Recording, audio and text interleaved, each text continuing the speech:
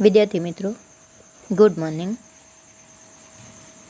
आज हम page number 20 अशुद्ध और शुद्ध वाक्य के बारे में सीखेंगे। भाषा के वर्ण, शब्द तथा वाक्य आदि के प्रत्येक स्तर पर कुछ ऐसे निश्चित नियम होते हैं जिनसे भाषा का मानक स्वरूप बनता है। जो प्रयोग मानक स्वरूप से भिन्न होता है वह अशुद्ध होता है। जो मानक स्वरूप से के अनुसार होता है वह शुद्ध कहा जाता है। जैसे कि वाक्य में पहले कर्ता आता है, फिर कर्म और अंत में क्रियापद आता है। जैसे कि उदाहरण, जितेंद्र क्रिकेट खेलता है। जितेंद्र क्रिकेट खेलता है। यहाँ पर कर्ता जितेंद्र है, क्रिकेट कर्म है और खेलता है क्रियापद है। यह वाक्य का क्रम निश्चित है, कर्ता, कर्म और क्रियापद। इसलिए यह विधान सही है, यानी कि शुद्ध है। कर्ता और कर्म को छोड़कर जो शेष कारक होते हैं वह बीच में स्थित होते हैं। जैसे कि माँ अपने पुत्रों के लिए खाना बनाती है। माँ कर्ता है, कर्म है अपने पुत्रों, अपने ये विशेषण है, पुत्रों कर्म है, के लिए यह कारक प्रत्यय है, खाना बनाती है क्रियापद है। तो यहाँ पर कौन सा प्रत्यय है? के लिए, यानी संप्रदान। किसके लिए? चतुर्थी विभक्ति का प्रत्यय है। माँ अपने पुत्र के लिए खाना बनाती है। यह शेष कारक है, के लिए। दूसरा उदाहरण है, माताजी चाकू से फल काटती है। माताजी करता है, चाकू करण है। चाकू करण है, यानी करण किसे कहा जाता है? करण विभक्ति, यानी क्या दर्शाती है?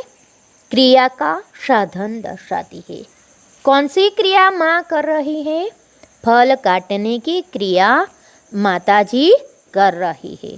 तो फल काटने के लिए उसने कौन सा साधन का उपयोग किया है? तो चाकू का। चाकू से ए प्रत्यय है, तृतीय विभक्ति प्रत्यय।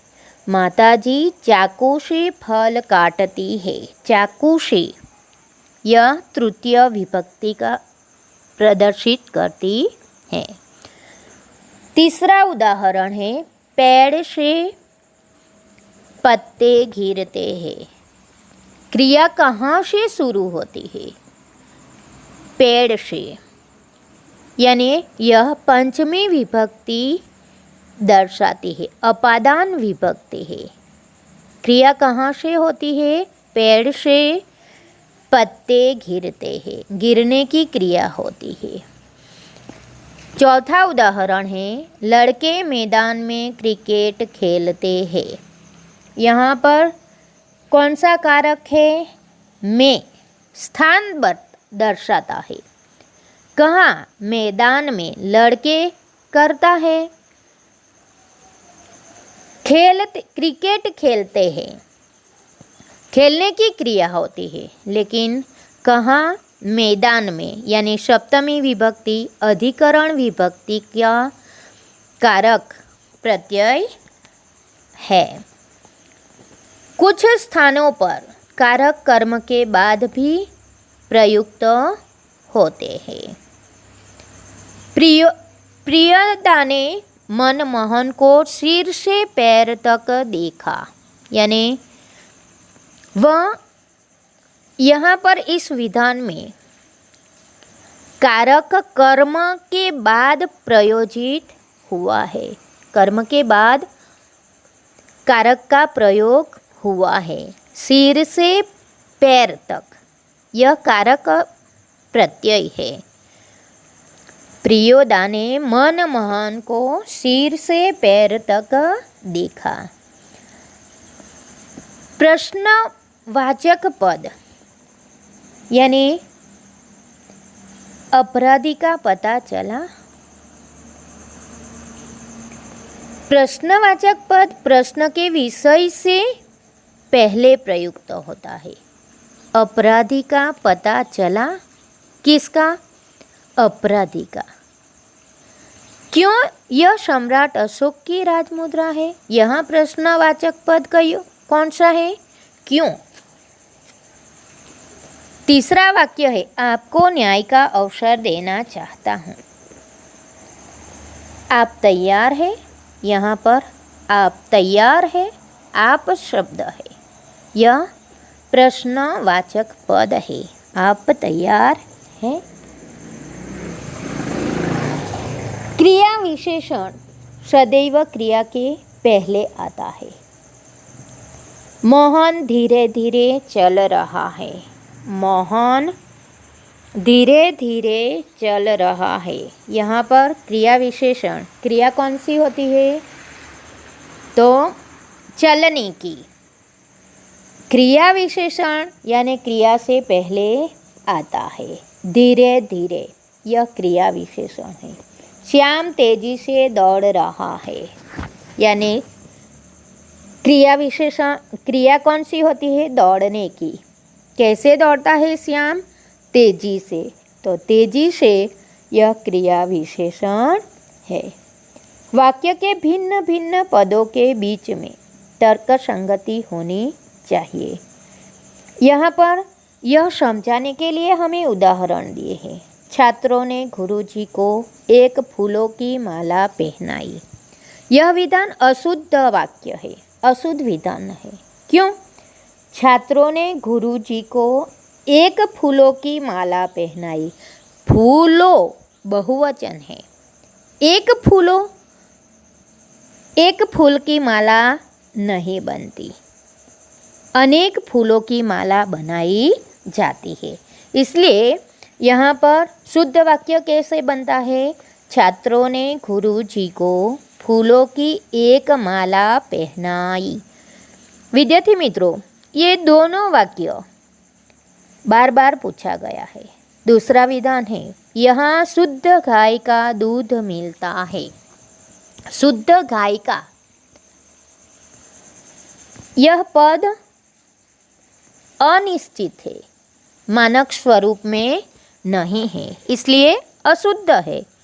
इसे शुद्ध करना है तो गाय का, यहाँ गाय का शुद्ध दूध मिलता है, अथवा तो गाय का शुद्ध दूध यहाँ मिलता है। यह वाक्य शुद्ध होगा। न या नहीं का नकारात्मक अर्थ में प्रयोग क्रिया से पहले होता है। न या नहीं यानी किसी कार्य के नहीं मना करना या नहीं न होने का अर्थ नकारात्मक कहा जाता है। तो ऐसी क्रिया का प्रयोग क्रिया से पहले होता है। ऐसे नकारात्मक पद क्रिया से पहले प्रयोजे जाते हैं। उदाहरण है, शिक्षक महोदय घर पर नहीं मिलेंगे। क्रिया मिलेंगे पर नहीं मिलेंगे, नकारात्मक शब्द नहीं, वह क्रिया से पहले प्रयोजा गया है। दूसरा विधान है, शिष्य क्षमा नहीं मांगेगा। शिष्य क्षमा नहीं मांगेगा। यहाँ पर नकारात्मक पद नहीं, क्रिया से पहले है। उसी प्रकार आग्रह के लिए न अव्यय का प्रयोग वाक्य के अंत में होता है। तुम मेरे साथ चलोगे ना? आग्रह किया गया है कि तुम मेरे साथ चलोगे ना, तुम भी जाओ ना। यहाँ पर भी आग्रह है कि तुम भी जाओ। इस प्रकार आग्रह के लिए अगर न का प्रयोग किया गया हो तो वह वाक्य में के अंत में आता है। तो विद्यार्थी मित्रों, यह उदाहरण जो है वह उदाहरण आपको नोटबुक में लिखना होगा। कौन सा उदाहरण? तो एक, जितेंद्र क्रिकेट खेलता है, शुद्ध वाक्य है। आपको नीचे उदाहरण दिए जाएंगे, वह आपको नोटबुक में लिखना होगा। घर पर रहिए, सुरक्षित रहिए। जय हिंद, जय भारत।